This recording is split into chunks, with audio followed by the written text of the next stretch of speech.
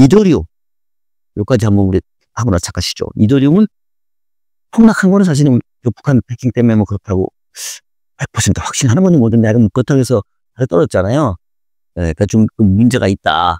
그러니까 사실은 이더리움도 완전한 사실은 그 수평 분산은 아니잖아. 그때도 보니까 거기 브릿지에 연결을 해서 이제 약점에서 걸렸는데, 이번에 다시 있겠죠? 이거 뭐예요? 이더리움과 비트코인은 사실은 두개 활용한 롤이 전혀 다르잖아요. 비트코인은 디지털 금의 역할을 하는 거고, 이더리움은 하나의 플랫폼이잖아요. 말 그대로 우리가 웹웨어나 안드로이드 마켓처럼 얘는 플랫폼이 돼서 이 플랫폼 위에 수많은 이더리움 기반의 D앱, 우리가 뭐 탈중앙화된 앱 서비스라고 부르는데, 이런 D앱 서비스 많이 올라오면 이더리움은 성장하는 거예요. 그 플랫폼 위에서 쓰이는 토큰이 이더리움 토큰인 거죠. 이 플랫폼을 쓰려면 이더리움을 사용료로면 이더리움 쓰이는 거거든요. 그 플랫폼에 많은 서비스들이 올라와 있냐 안 올라와 있냐가 이더리움의 가치를 결정하는 건데, 그러면 이 플랫폼이라는 게 결국 싸고 빨라야지 좋은 거잖아요. 그리고 이게 블록체인 기반이니까 탈중앙성까지 좋으면은 완전히 더할 나위 없는 거죠. 근데 이 세 개가 같이 좋아지긴 힘들어요. 우리가 트릴레마라고 한 게 있어서 이 세 가지 중에 한 가지 뭐 포기를 해야 되는 거거든요. 근데 이더리움은 그 플랫폼을 지향을 했는데, 기존에 이제 얘가 떨어진 이유는 경쟁 플랫폼들이 이더리움보다 훨씬 싸고 빠른 이제 뭐 솔라나, 뭐 BNB 여러 가지 경쟁 플랫폼들이 등장하다 보니까 이더리움의 존재감이 좀 옅어진 게 첫 번째 있는 거예요. 그리고 이더리움은 결국 이제 할 때 그 얘기는 조금 다른 플랫폼들이 조금 느리고 조금 더 비싸고 이러다 보니까 좀 밀린 부분 중에 있었고, 근데 최근에 이제 그 이더리움이 다시 좀 반등을 하면서 간 이유는, 이더리움 최근에 이제 팩트라라고 하는 기술 업그레이드를 또 진행을 했고요. 팩트라? 네.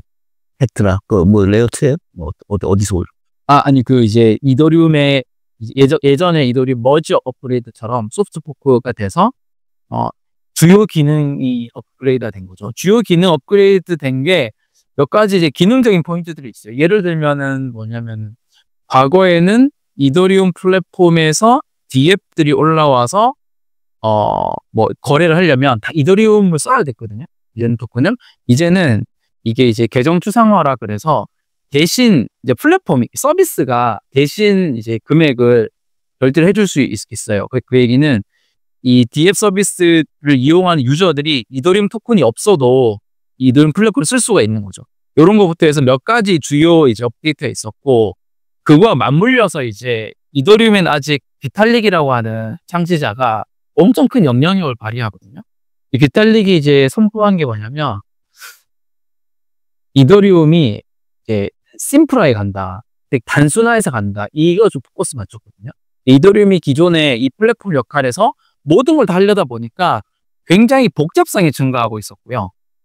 복잡성이 증가하고 그러다 보니 수수료가 올라가고 이 어려움들이 있었는데, 이제 되게 단순화해서 심플하게 간다라는 메시지를 전하면서 그와 동시에 팩트라라는 업그레이드가 좀 이루어지면서, 이 구조에서는 이더리움 토큰의 가격이 좀 상승할 수 있는 구조 나오겠다, 이렇게 좀 판단하는 시장에서 좀 올라갔던 경향이 있는 것 같습니다. 그래서 이더리움은 그러면서 더 이제 강화를 시키는 건 뭐냐면, 다른 어떤 플랫폼들에 비해서도 이 탈중앙화된 그 환경들을 더 우리는 강화하겠다. 즉, 중립적인 플랫폼이 되는 거를 더 강화하겠다.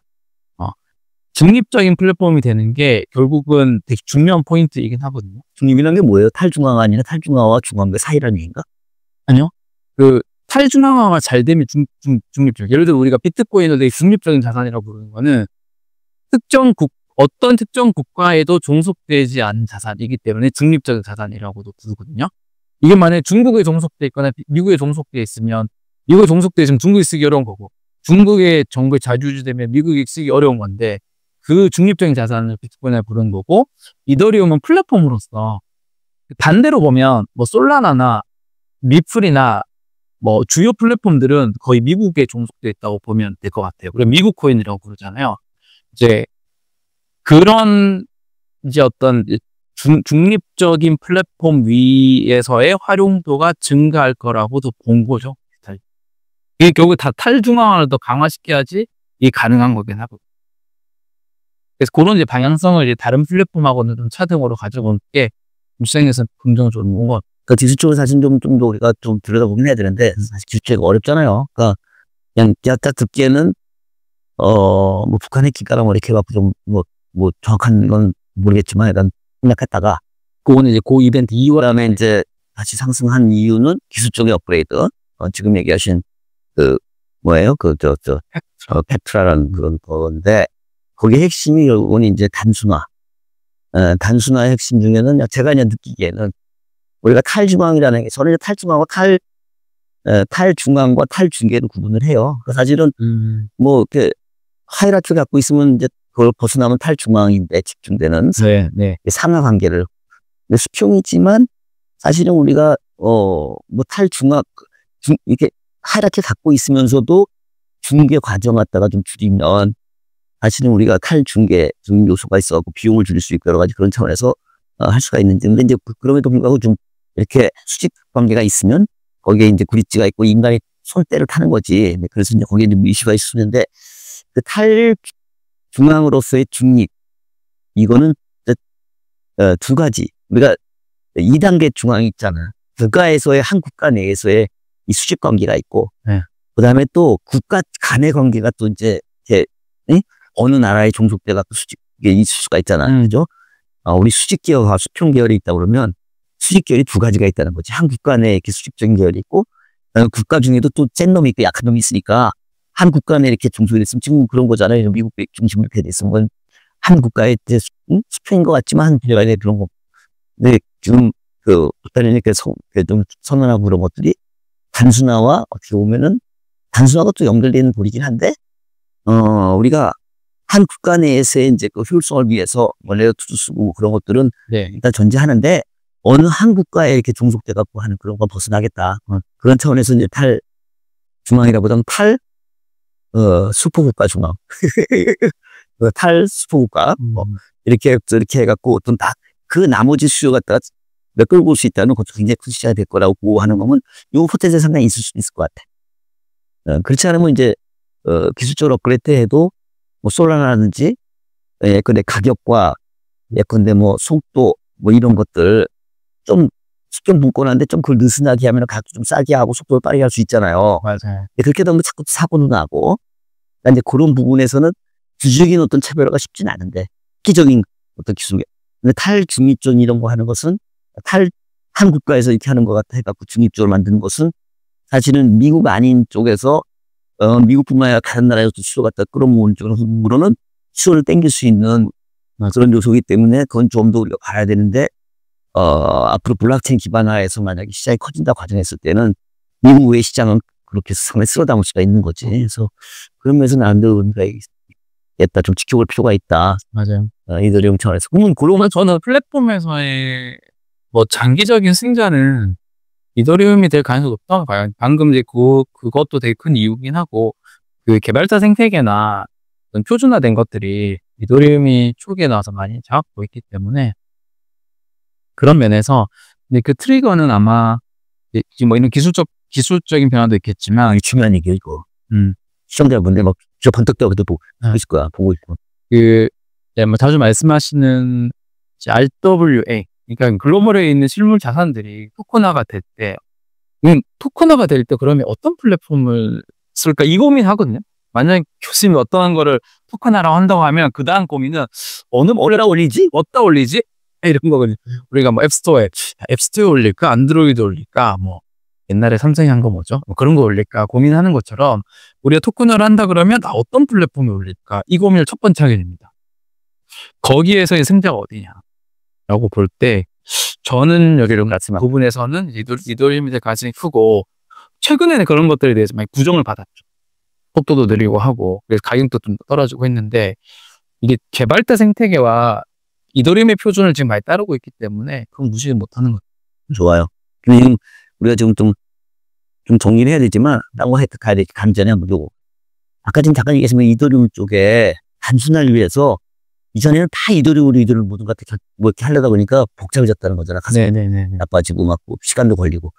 근데 딴 걸로 결제할 수 있도록 그 얘기는 이더리움과 그 위에 올라오는 다른 예컨대 코인이 딱 했을 때 그 교환 그 시장이라든지 그거를 갖다가 상당히 이더리움에서 받아줄 수 있어야지만 되는 거라는 생각이 드는데 비트코인처럼. 제가 알기로는 저도 이제 기술도 업데이트를 자세히 좀 해봐야 되긴 하는데, 예를 들어서 사용자 입장에서는 그런 겁니다. 이제 교수님 이더리움 플랫폼에 괜찮은 서비스 올라와서 이용을 하려고 개인 지점을 딱 접근해서 이용하려고 하는 거야. 기존에는 교수님이 이더리움 갖고 있어야지만 쓸 수 있어요. 그러면 진입장벽이 생기잖아요. 이더리움부터 보유해야 되는 첫 번째 난관이 생기거든요. 근데 이제 지금 요 업그레이드에서는 이거를 서비스가 대신으로 지급하고 그냥 쓸 수 있다는 거예요. 이더리움 활용. 나름 코인이 있는 게 아니고. 이 D앱을 만든 서비스가 이제 어떤 대체 지급을 할 수 있는 환경인 거죠. 이더리움 토큰 수수료. 그러니까 이더리움이라는 플랫폼을 쓰는데 이더리움 토큰을 갖고 있지 않아도 이 D앱 서비스가 대신 활용하게 해줄 수 있는 그런 거고. 그럼 결국 유저가 뭔가 내야 될 거 아니야. 유저는 그 플랫폼을 쓸 때 그거는 이제 그 D앱 서비스마다 뭐 토큰을 쓰게끔 하는 서비스도 있고 아니면은 뭐 아닌 서비스도 있으니까 좀 다르긴 하겠네. 그런데 근데 받는 그 앱 서비스가 전에는 그냥 이더리움이 들어와야지만 되는데 이제는 이더리움 아닌 뭐 피아트도 있을 수가 있고 무슨 다른 전자화폐 될 수도 있고 뭐 이렇게 다른 그렇죠, 맞습니다. 이거를 다 이렇게 해서 자기네가 이제 할 수 있어야 되니까 그건 결국은 안에서 보면 이더하고 교환할 수 있는 그런 장치가 안에 시장 기능이 있어야지만 가능한 거 아닐까요? 제가 너무 무식한 얘기였나? 아니요, 제가 그게 아직 업데이트 덜 돼서 알고 있거든요. 제가 좀 스터디하는 더 해야 될 것 같습니다. 나중에 다른 그 정도에 잘라서 얘기하면 될 것 같아요. 자, 오늘 정확하지 않은 얘기를 해주시면 안 돼요. 자, 우선 우리 비트코인과 이더 앱 최근 그 동향 관련해서 좀 궁금한 거는 이런 정도에서 마무리하기로 하겠습니다.